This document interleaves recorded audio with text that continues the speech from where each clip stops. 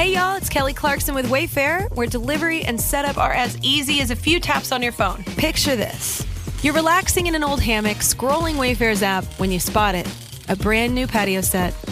Next thing you know, Wayfair delivers it right to your patio and sets it up. Oh, you need a new grill too? All right, Wayfair's got you covered. With Wayfair's room of choice delivery and fast expert setup on qualifying orders, life gets a little easier. Visit wayfair.com or the Wayfair app. Wayfair, every style, every home. Hey everybody, doing another Three Geeks Podcast conversation. I have John Orlando, Destiny, and our friend Scott Tracy Griffin joining us today. How you doing, Scott? I'm doing great, thank you. Awesome. Scott, you're a writer, actor, and an expert in Edgar Rice Burroughs, if I'm not mistaken, and you've authored a book, Tarzan on Film. So how's that got? What got you into Tarzan? What got you into researching that and that topic in general? Well, I started reading the works of Edgar Rice Burroughs when I was 9 years old. As a child, I discovered Tarzan. I guess I always sort of knew who he was through that sort of cultural osmosis, seeing bits of the TV show and the films on network TV.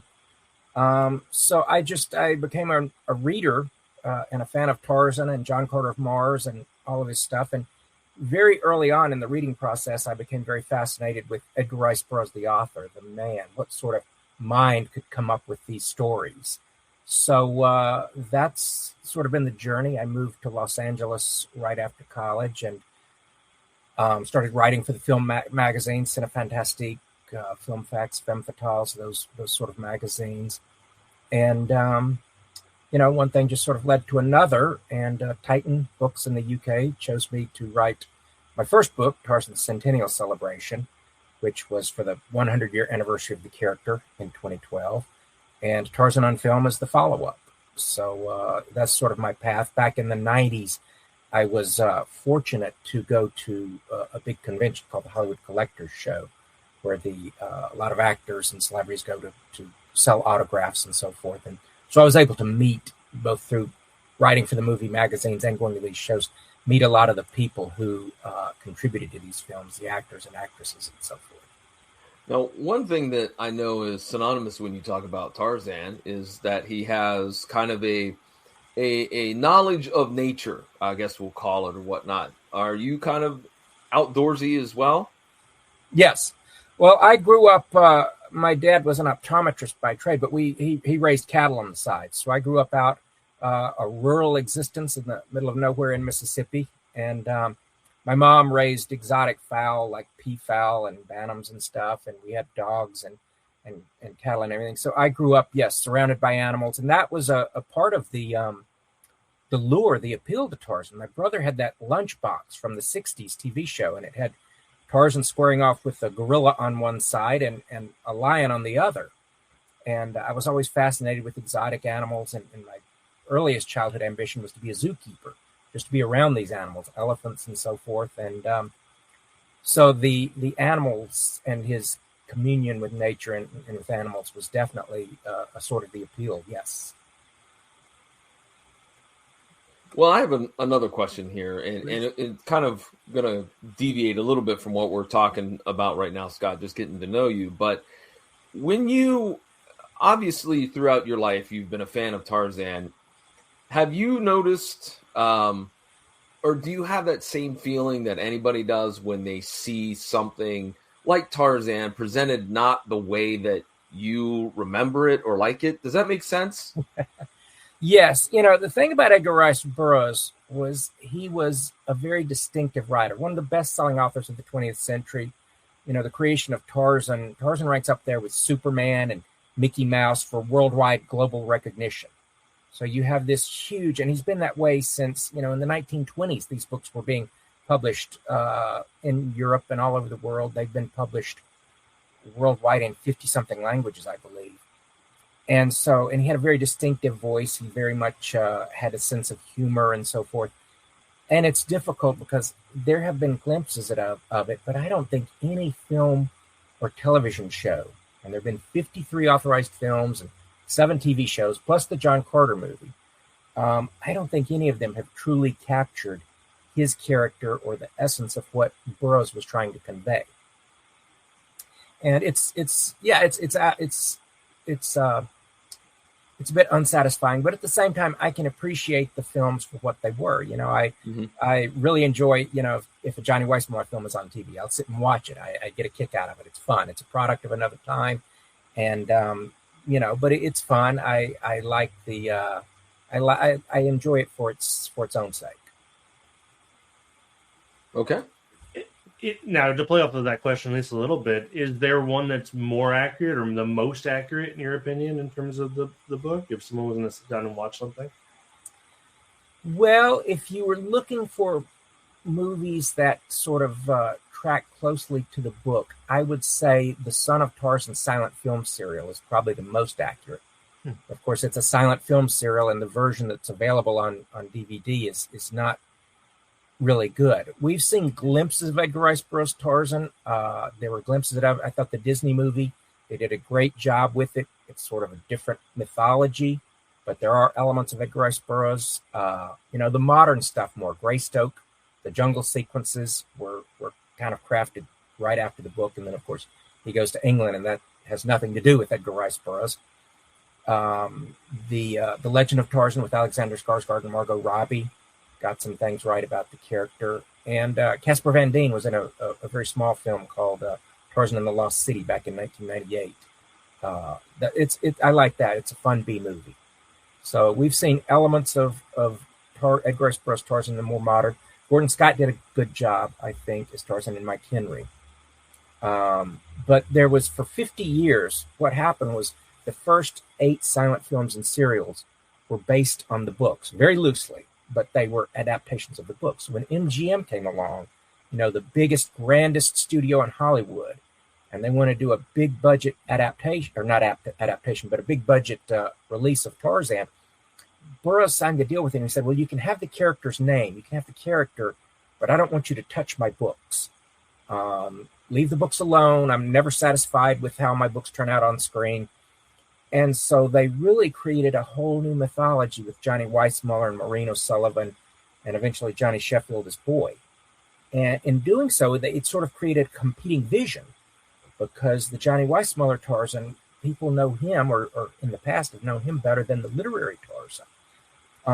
And that was the case up until Greystoke. Greystoke was the first movie to really return to the books and say, let's sort of mine Burroughs' original concepts. And like I said, the succeeding movies have done that to some degree. But the books were off limits for, 51 years. So, and that was Burroughs' choice. I don't think he ever saw what a global brand Tarzan would become. But that's sort of how the character got split between the literary Tarzan and the film Tarzan. That makes sense. In writing your book or books, what's been the hardest part about doing that?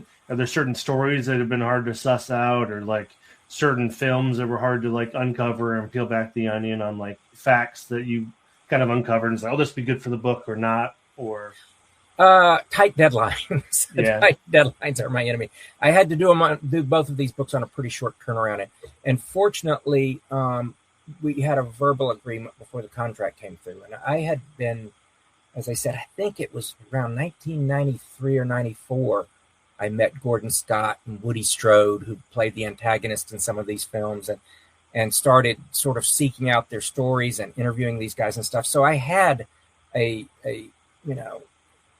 20 years of research behind me when I went into these books. So, but it still was a challenge to, it's a tremendous amount of material to distill.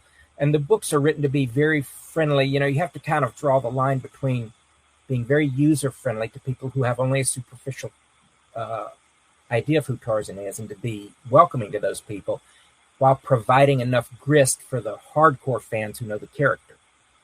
And my books are coffee table books. They're lavishly illustrated. I think Centennial Celebration has over 400 photos and illustrations, and Tarzan on Film has over 300 photos and illustrations. So, that was the thing, is you have to distill the little bios and the synopses of the films down into something that's very succinct and engaging and reader friendly. So that wasn't the challenge. The challenge was doing it on a quick turnaround. You talked about, creating your book and writing your book, but you also helped to write some of the comic strips for Tarzan, correct? I did a Sunday comic strip story. Yes, back in the 90s, Gray Morrow, the artist, was the longtime artist, and the writer retired. And so they were auditioning writers, and I had hoped to get the full-time gig. They actually had a lot of writers who signed up, and so they went through a lot of stories before they finally settled on another writer who wasn't me. Would love to return to that someday. I enjoy that medium. The thing about a Sunday comic strip versus a comic book is it's a very tight format historically, and it's different now. And a lot of people don't realize that now. You can get these one-page installment comic strips on the computer, on the web, but it's a different experience. I mean, remember back in the 1930s, Tarzan was a full page. It was the back page. You know, the LA Times, for example, had 16 pages of full color comics. Tarzan occupied the full page of the back page. It was the premier premium adventure comic strip along with Flash Gordon. And they devoted a lot of time to it. And kids and even adults would wait, you know, on the edge of their seats each week. You had a cliffhanger. You had to resolve the previous week's cliffhanger, have an adventure, and then leave a new cliffhanger for next week. And people had to wait a week to get this adventure. It's not the same now when you scroll through these strips on the computer and you can just click to the next week and the next week and the next week. You know, there's not that element of waiting, and they can be a little repetitive because it's just like a serial film. You have to sort of recap what went before very succinctly. So that's what I liked about the Sunday strip back when it was in the newspapers. Is it's a very specific format, and it's a challenge to hook people in 6 to 8 panels. Yeah, I was just gonna mention, you know, the panels I know would probably be a huge challenge for somebody that's used to writing prose, that trying to fit everything into those 8 panels. Yes, and you know it takes some planning.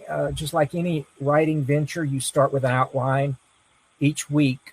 What's my plot point? What's my beat going to be? Where do I want him to arrive each week? And then you go back and how do I get him there? And how do I make it exciting? And what other characters do I bring in?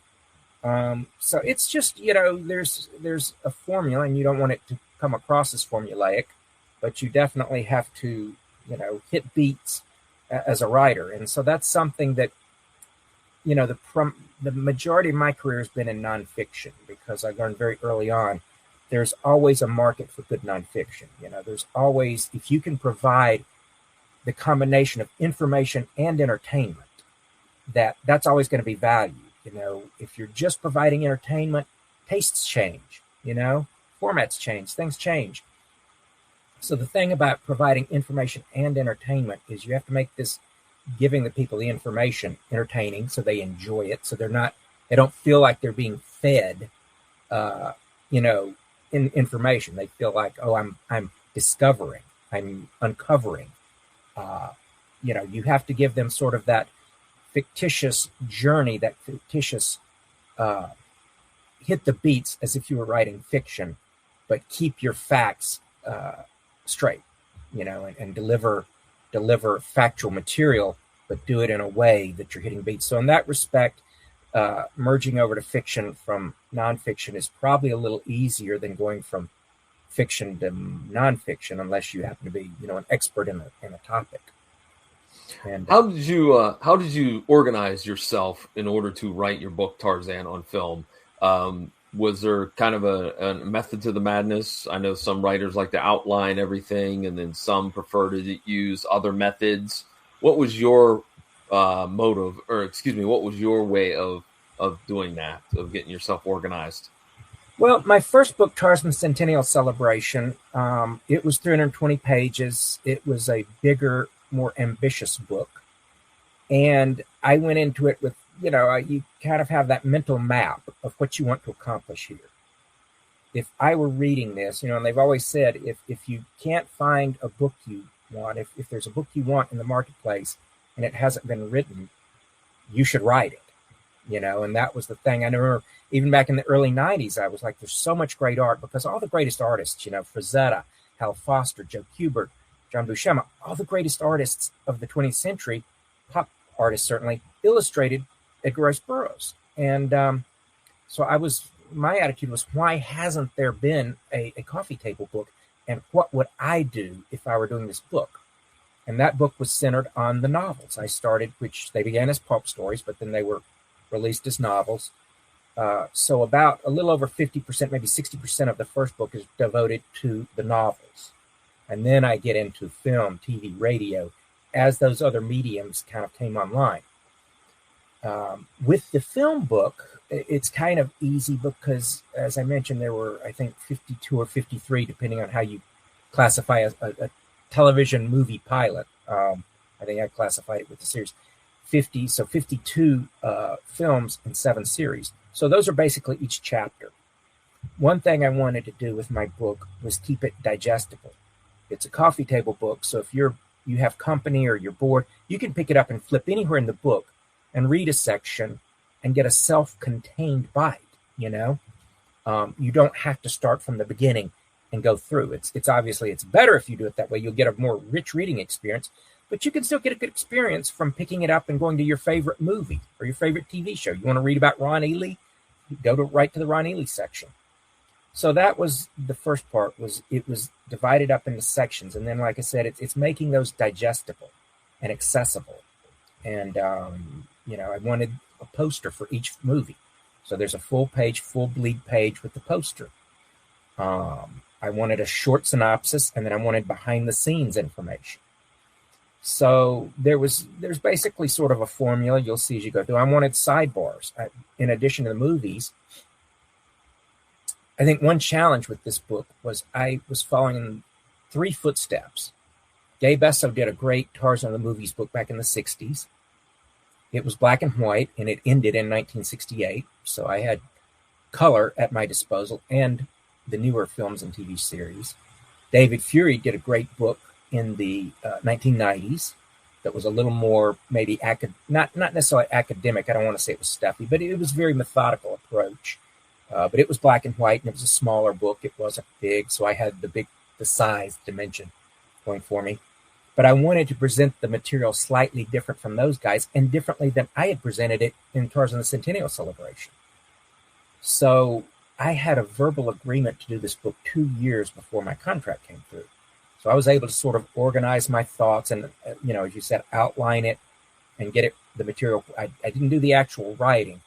When you're writing nonfiction, one thing you have to be careful about if you're approaching, and my publishing has always been trad publishing. I go to a publisher and they publish my material. I have not self-published to date much of anything except my recent magazine. So you have to be careful and present them with your vision in a proposal without actually writing, because they may tell you, we'll emphasize this, or we're not interested in this, or our audience likes this. So you have to be flexible enough to accommodate whatever your publisher tells you the market needs. So you don't want to be too locked in and say, I've written this book and it's ready to go, because unless they love it, you've just shot yourself in the foot. They're going to tell you to rewrite it or redo something. So you want to give them a couple of sample chapters and say, this is what I'm capable of achieving, and here's my outline, and here's what I want to accomplish, and what do you think? What's your feedback? So that's sort of the proposal process, is being open to them saying, because I may know the material, but they know a lot more about what sells. They chose the cover images. I did not dictate, I want this on the cover. They have marketing departments with degrees in marketing who know a lot more about what's going to grab the eye, on the table at Barnes & Noble than I know. I would choose my favorite art or my favorite this or my favorite that. No, you want to choose. And I'm very happy with the choice, by the way. I thought they were very striking covers. I was very pleased with what they came up with. And I'd say pleasantly surprised, like, oh, yeah, they picked this image, and I can see how this will be an entree into discussions about this book, an entree into sales. So that's a little bit about, sort of the process behind the scenes of certainly getting a nonfiction book to market. Awesome. I do want to ask you about, I read here that you were kind of a consultant for different TV shows and brought in for different documentaries. What was that like? Do you have any fun memories of crazy questions that someone presented to you? Like, would Tarzan do this? Would Tarzan not do this? Usually they're pretty fact-based, not too much off-the-wall stuff. Sure. Or if they do ask you an off-the-wall question, usually it doesn't make it into the final cut. I would say they tend to ask a lot of the same question. With the films, everybody wants to know about the Tarzan yell. How did that come about? They want to know about Johnny Weissmuller. They want to know about Boy and how he came about. They're just, or the pre-code aspects of it. There are just certain things that it seems like a lot of the documentarians ask. And what's interesting is a number of these documentaries started out, well, we're going to do a documentary on Edgar Rice Burroughs and the body of his work, and we want you as a Burroughs guy. And as they get into the marketing and the other elements of the documentary get involved, it's like, well, we want to do Tarzan on film. It always sort of goes back to the Tarzan films because they have the biggest audience. They have the more, people will recognize Johnny Weissmuller and who he is in that loincloth on sight.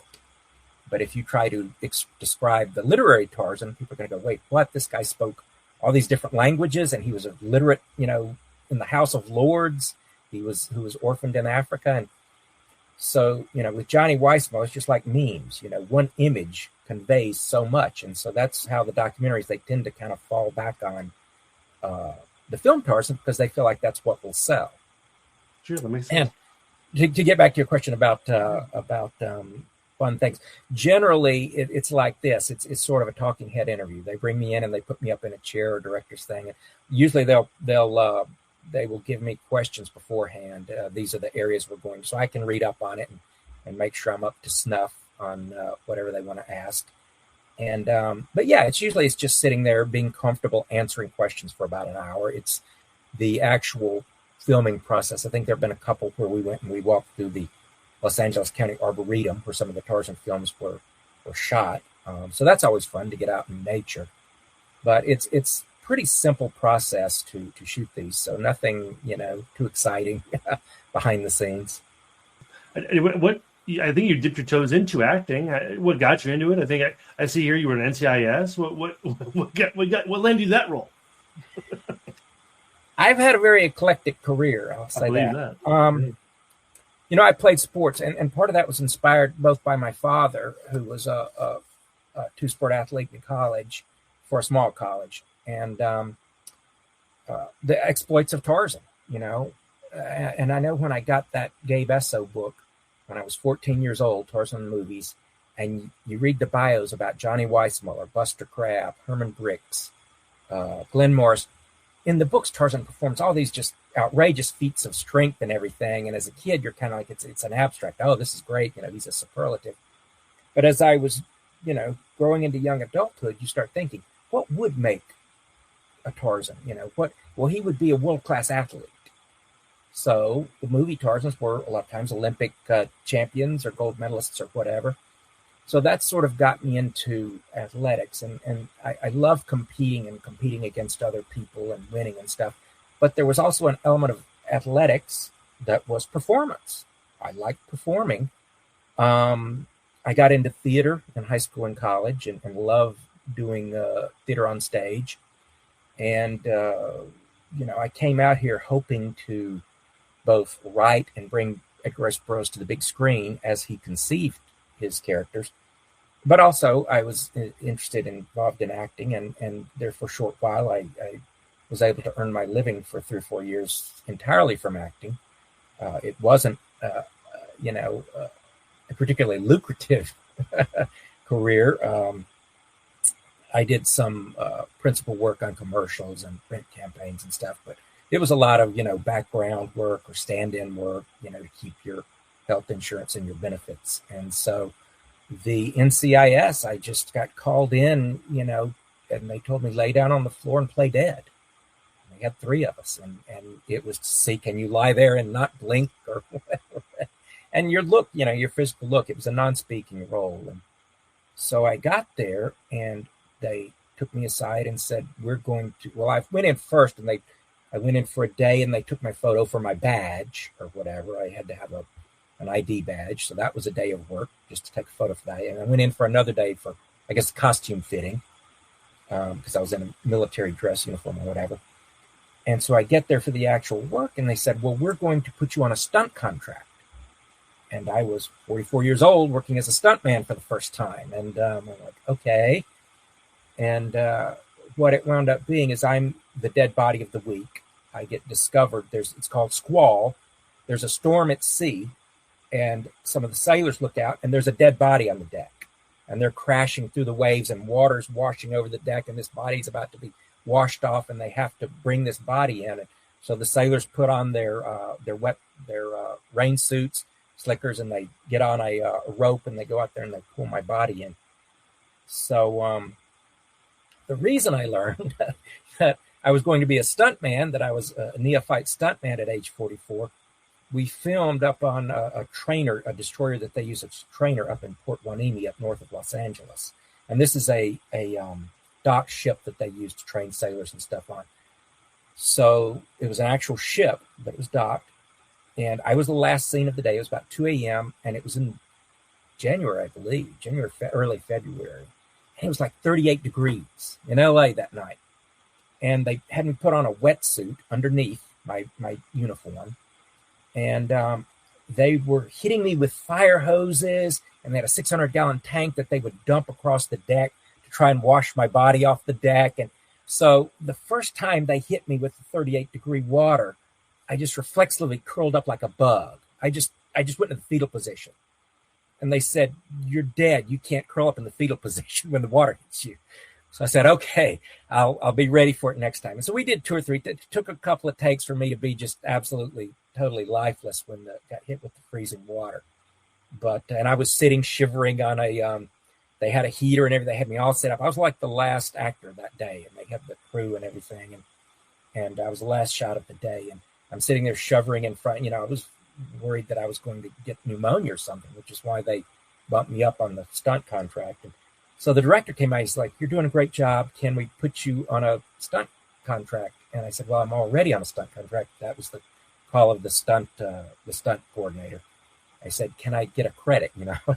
Can I get my name in lights?" And he said, "Yes, we'll do that for you. Thank you." So I was able to get a credit. Normally stuntmen don't necessarily get credits, but so that was my big. Other than, like I said, shooting some commercials and print campaigns, that was my biggest acting experience. It was a lot of fun. But that was always kind of a sideline. I was always writing. I've always just been a creative. I love to create. I love to whatever path that takes. Would you do another TV show or movie? Would you want another role? In a heartbeat. You would? In a heartbeat? Okay. Yeah. I'll find the water. It'd be great. Yeah. I do. I don't know if you guys have been following Lanterns. This show, it's about the Green Lanterns. It's coming out. You will see me in that. Oh, I'm under an NDA, so I can't say anything, but it's a non-speaking role. I'm interacting with the principal, so if you watch closely, you'll see me. I believe it's the first episode of Lanterns. If I don't get cut, that's always the concern, is you may hit the casting floor, but we did shoot some scenes with me with the principal. So, but you're not dead. I'll be in the first episode of Lanterns. What's that? But you're not dead, and you're dry. There's an irony to this. I bet. We'll talk about it later. I don't want you to break any rules. I'm dry, and I'm alive, and I'm pantomiming a conversation with the lead or one of the principals. And again, I seem to have this luck. We filmed. It was like in the low 40s that night in LA. It was an all-night shoot, and so again, I was freezing to death in this shoot. And it was wet. It had rained. Everything was wet.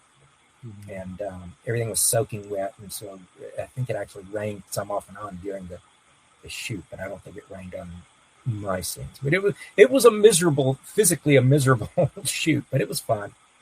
Fun. Growing up in Mississippi, you guys are pretty hot and humid down there, so probably too those 38-degree days also played a little havoc on you because you're not used to it. Would that be fair to say? Yeah. Well, the thing about living in and people say, Los Angeles is a Mediterranean climate, like it's Italy or something. No, Los Angeles is a desert 9 months out of the year. And then we get rain 3 months. And living in a hot, arid desert environment, your blood gets really thin. So you don't endure cold as well. I've lived out here for 36 years, and if I go back to Mississippi in the wintertime, I freeze. So yeah, your body adapts to that sort of climate when you're in it, and it's challenging, but it's fun, and it's nothing the everyone else on set isn't enduring, except maybe having water dumped on you. But did I hear you say you're self-publishing a magazine, or did I mishear that? Yeah. It's called Reverberate, a magazine of Edgar Rice Burroughs. My books have been coffee table books, and that's what I really love. One thing about, I saw even 13 years since I did the contract. Years ago, when I did my books, I saw sort of the direction publishing is going, that everything's going online, and basically anybody can be a writer now. Anybody can write their great American novel or whatever and upload it to Amazon and sell it. And that doesn't mean they're a good writer. It just means they're in the marketplace. And, consumers have to wade through that marketplace to find the good stuff. And of course, reviews help. So the thing about the coffee table book is it's not just a narrative. It's an artifact. It's an art object. And so you serve two purposes. People can read and get information, but they also like to just look at the pictures.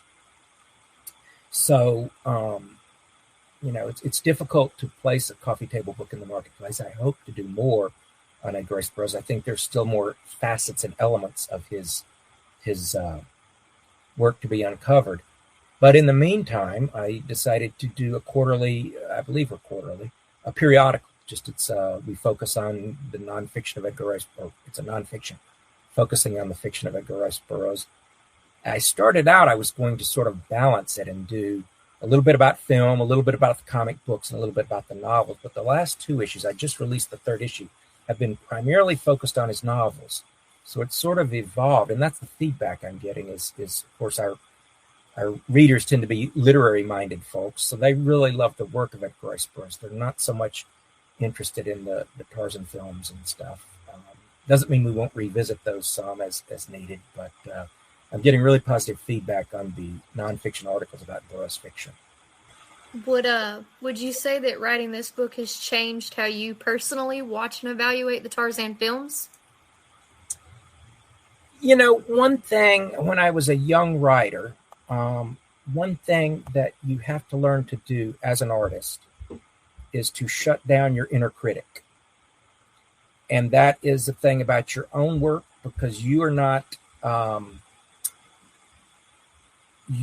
objective analyst of your own work. You need a good editor. You need a good publisher. You need people to come in and tell you, this is good, throw this out. And when you're a neophyte writer, when you're first beginning, there's a lot that gets thrown out, or a lot that you're told, you got to rewrite this, you got to redo this, you're overwriting it, you're, whatever.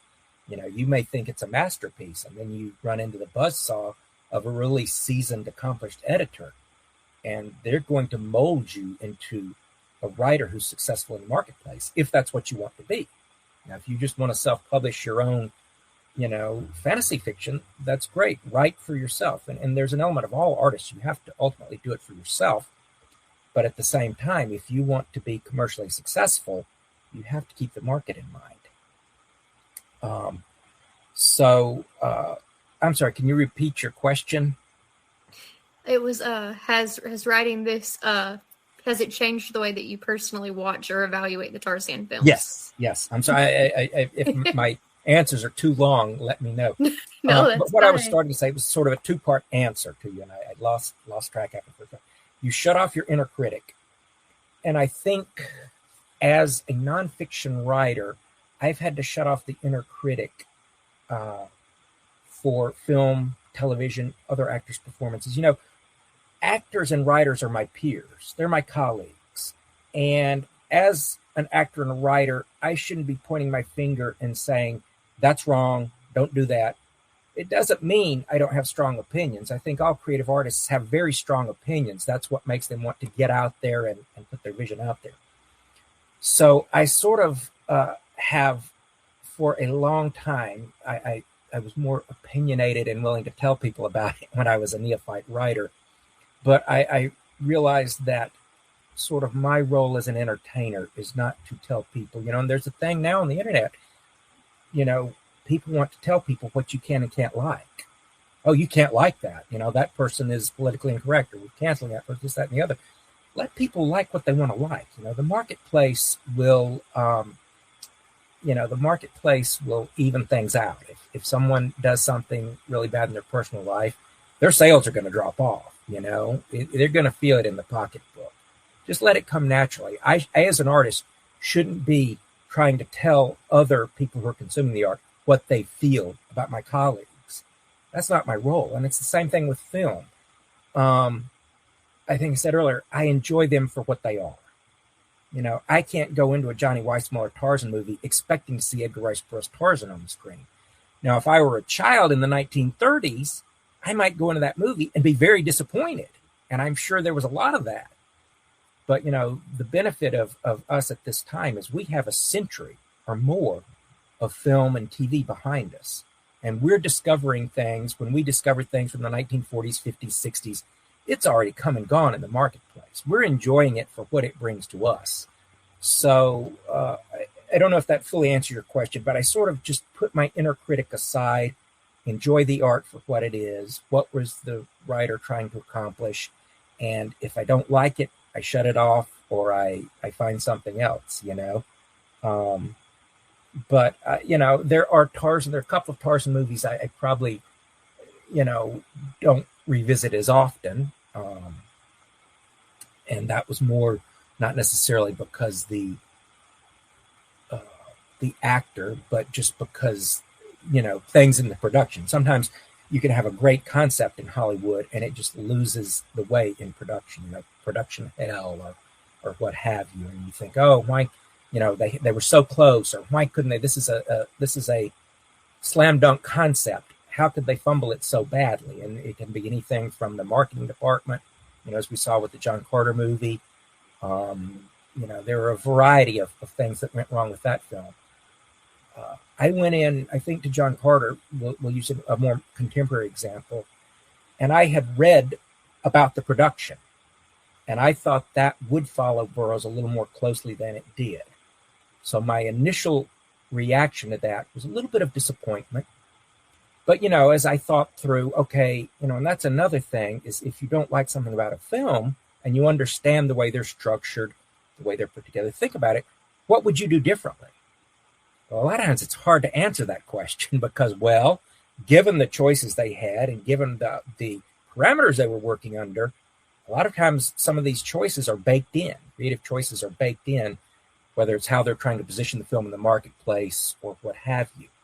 So when you start trying to second guess it, I think that's a lot of times when you realize, maybe I should give the filmmakers a break.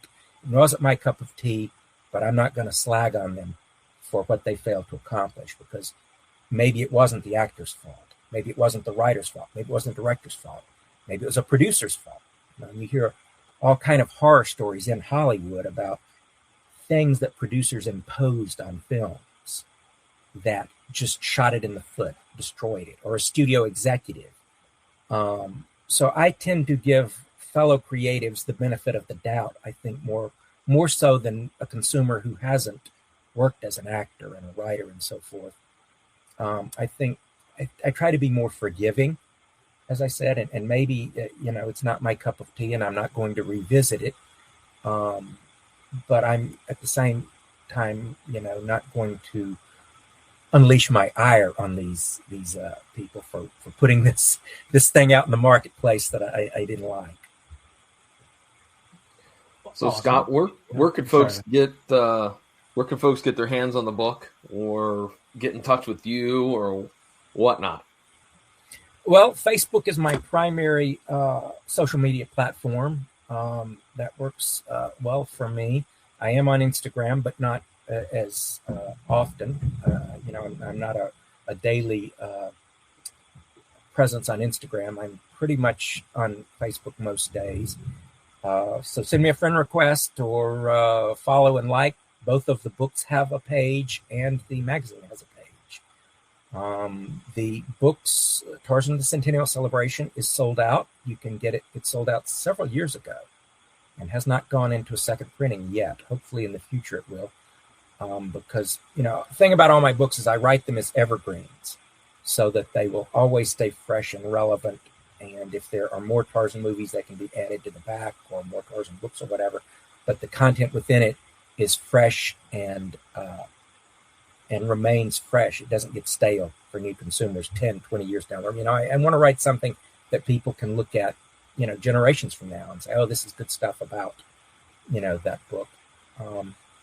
So Centennial Celebration is sold out, but Tarzan on Film is available at Barnes & Noble online, Amazon.com, all the usual outlets. I can personally sign or inscribe a copy if someone wants to contact me.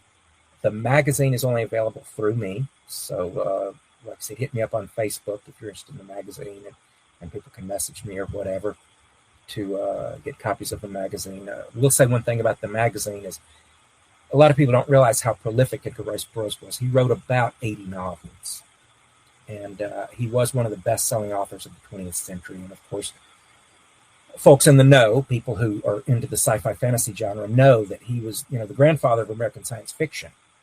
A lot of our, Star Wars, Flash Gordon, Avatar, all of these movies mined his concepts. And that was one knock that a lot of young people got when they saw John Carter is, oh, we've seen this before. Oh, this is a takeoff on Star Wars. Well, no, George Lucas, found that in Edgar Rice Burroughs' writings and brought it to you before Edgar Rice Burroughs made it to the screen. But so with my magazine, I try to focus on different elements. The first one was very Tarzan focused because Tarzan is what he's known for. The second magazine, Burroughs wrote 4 Western novels, some of his finest writing, including 2 about the Apache Wars. From the Apache perspective, he was one of the first people to write a fictitious Western from the Indians' perspective of the whites' war against them. And he was in the 7th Cavalry in 1896. It was about a decade after the Apache Wars ended, but he was among the same people there in the Arizona Territory who had fought Geronimo. So he had a hands-on knowledge of what this was, and he was very sympathetic to the Apache and thought they got a bad deal. So he wrote 2 novels about it, and I discussed some of his nonfiction sources for this in Reverberate number 2. Reverberate number 3 is about his prehistoric tales. He was fascinated with prehistoric life and loved to drop Tarzan or his other heroes down into prehistoric lands where they could battle dinosaurs and saber-toothed tigers. It kind of upped the stakes for Tarzan to fight a saber-toothed tiger instead of just an ordinary old African lion. So the third one is devoted to prehistoric tales. So each sort of have a theme for each issue. Awesome. Well, thank you so much, sir. It was wonderful having you. Anything else you want to publish real quick or talk about before we wrap up? I think that's it. I just want to express my gratitude for you guys having me on. If you need any images, I can certainly provide those, or you can pull them offline of the magazine or the books. And thank you very much for your time. I enjoyed it. You guys, I like it because I will say this was one of the better interviews. And thank you so much. The way you guys approach the material, I really like it. And thank you. This was very, very interesting approach, and you asked me some questions that challenged me and made me think, and I like that. Good. I'm very glad. Well, thanks, everybody. Have a great day. See ya.